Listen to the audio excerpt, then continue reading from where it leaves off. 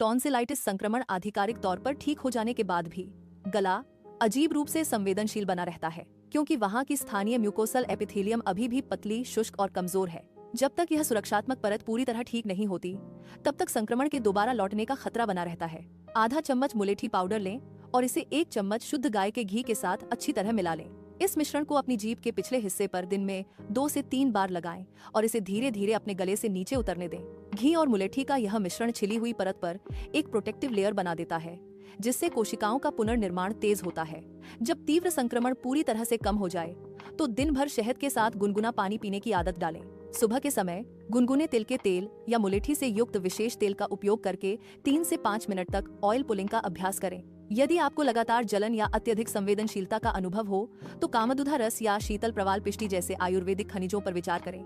ये पारंपरिक उपचार विशेष रूप से अत्यधिक गर्मी को शांत करने और गले में तीखी, परेशान करने वाली संवेदनाओं को बेअसर करने के लिए उपयोग किए जाते हैं। आधा कप पानी में आधा कप दूध उबालें और उसमें छोटा चम्मच शतावरी और मुलेठी मिलाएं। मिश्रण को तब तक धीमी आंच पर पकाएं जब तक कि केवल दूध न रह जाए, फिर इसे हल्का गुनगुना करके पिएं। इस रिकवरी अवधि के दौरान आंतरिक चिकनाई बनाए रखने के लिए अपने दैनिक आहार में भरपूर मात्रा में गाय का घी शामिल करें। दलिया या पतली मूंग दाल की खिचड़ी जैसे नरम और आसानी से पचने वाले खाद्य पदार्थों का चयन करें, जो आपके संवेदनशील गले में बिना किसी परेशानी के आसानी से उतर जाएं।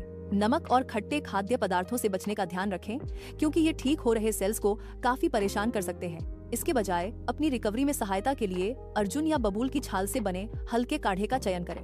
हालांकि एंटीसेप्टिक गरारे एक्टिव इन्फेक्शन के दौरान सहायक होते हैं, लेकिन रिकवरी के दौरान नई नाजुक कोशिकाओं को वास्तव में नुकसान पहुंचा सकते हैं। अभी जोर से कुल्ला करने से बचना सबसे अच्छा है।